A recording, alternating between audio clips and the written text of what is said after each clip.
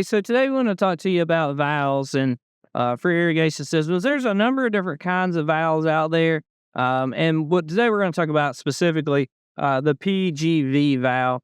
So these sets of valves, here on a property, and we're going to be doing a irrigation installation here, and we've built this. This is called an irrigation manifold, as you can see, and you can see here that we have one line here. It's open on both ends, and then we have the short pieces of pipe. I want to go over a couple things when you're building a manifold, and then we will specifically talk about the valves themselves. So when you see this gap in here, you want to make sure that you have the space between each of these connections. The reason that you want to have that space is if something goes wrong, you want to be able to cut that with a pair of cutters and then be able to put another connection in there. So like if something goes wrong, this pipe breaks, I can cut the pipe right there, pull it apart, put a coupling in there, fix it, and then we can make the repair. If in a lot of cases we see this where these two connections right here, these two fittings, they are right side by side, and so they actually touch. And unfortunately, there's no way to repair that. And so you may get away with it on your end as the contractor, but as a homeowner, this is going to become an issue. Because 5-10 years down the road, when that irrigation system goes out, then you're going to run into a problem, and then that valve's got to be replaced, and we have to cut it out. Valves are just like anything else. Over time, they will be discontinued or adjusted or modified, or the company's no longer in business, and we want to make sure that we have that spacing in there. So as you can see, this is 4 zones, 1, 2, 3, 4. 4 different zones on one manifold. We will continue on this project. We're going to continue our water line on. This is our main water source, and that main water source will continue on to another set of valves. These are Hunter PGV valves. If you'll see on here, you may have to look close, but you will see an arrow, and so that indicates the water flow. So the water in this particular side, this is going to be our main, and it will flow into here, and then it will come out of this particular side once it's turned on. Then you have the valve. The valve itself has a number of components. So the top part of the valve that has the red wires, these are called solenoids. A lot of times we will get phone calls from clients, and clients will tell us, hey, my irrigation system isn't working, or it won't shut off or whatever. And a lot of times these solenoids will go out. They're pretty easy to take care of if you want to yourself. You just literally you have to shut the water off. And then you just turn these and they will come off. What happens with this particular item is this is connected to your controller. One is a common wire and one is a ground wire, the hot wire. And it doesn't matter which one is which. So you don't have to figure out is one, because they're both red, which one is the hot wire, which one is the neutral, or the common wire. And so these will be wired up to our main line, our main wire. One would be a color, and one's going to be typically in our market, we try to use white as the common. And so we would wire all the common wires together to the one white connection. This would go to a particular colored zone. So just say in this case, we have the blue zone. This would be connected to that. And this would, when we get to the controller and you're looking in the controller, you would be able to find the blue wire and it would run this particular valve. And the other freak. This right here is a plunger. And what happens with this particular situation here, this solenoid works. This solenoid will basically put a current into here, and it will pull that plunger up. And what that does is that releases the pressure in the valve, and it opens the valve and allows the valve to let water pass by. If the plunger if the power is connected, then what happens is that plunger will stay down, be pushed down, and that will keep the water from passing through, which then keeps the valve turned off. This particular solenoid is pretty easy. You're just going to twist it. You're going to have to got to wiggle it down in there a little bit, and you're going to twist it and tighten it up. You want the solenoid to be tight when the water is off. When you turn the water on and you crack the solenoid, you will read this particular one says 1/4 of a turn, and you turn this, the water will flow through, and we call it turning the irrigation on manually, and it will make whatever zone that you have pop up.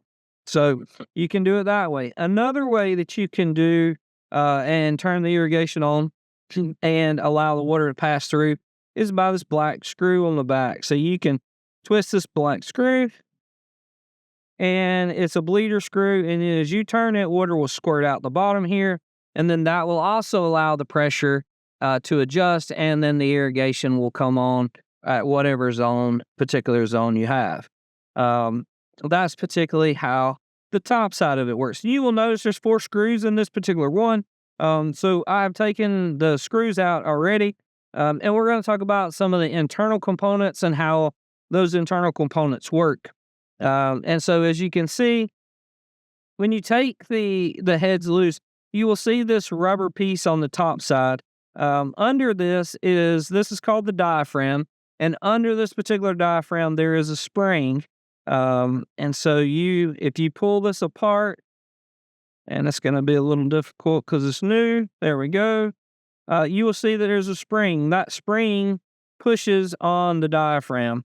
And so what happens in this particular scenario is that spring and that pressure inside of here, it moves this diaphragm up and down, up and down, up and down.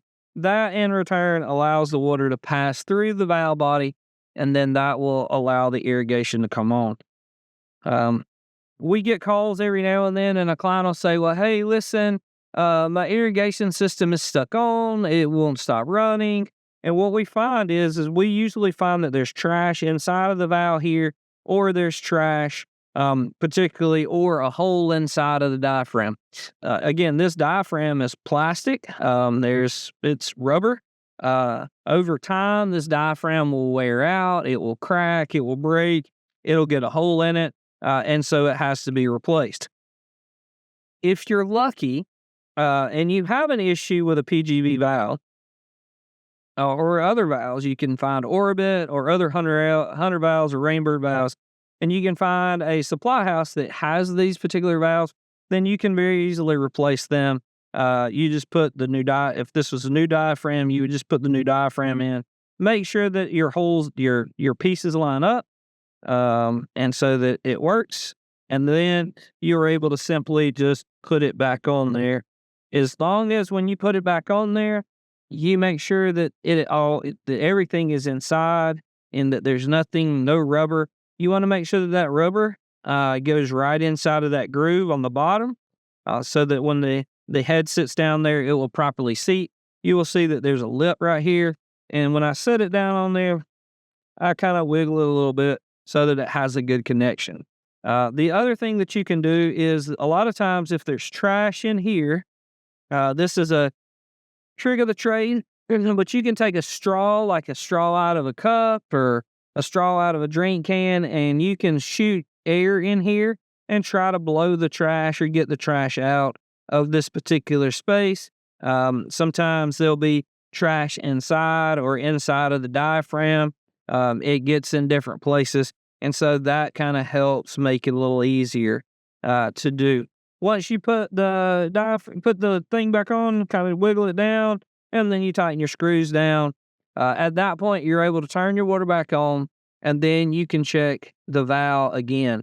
You can check it here with a couple of turns, or you can check it here with a quarter turn, and then you can see if the system works. If for some reason you check all that and it still isn't working, then you could have an issue with a broke wire, if it's not coming on electronically, or you could have an issue with the valve itself. It could be broken, or there could be something inside of it. Most of the time, we do not see. Now, very rare in my experience do I see the valve body or the top part of the valve, broken or destroyed.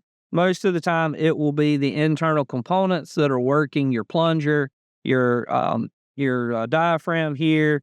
The spring may lose some of its compression over time, or the solenoid. So just a couple of simple things to check while you're out there. If you're working on your irrigation system this spring and it's not coming on, check those things first. Then you can move over to checking and running down the electrical, which is a little bit more complicated.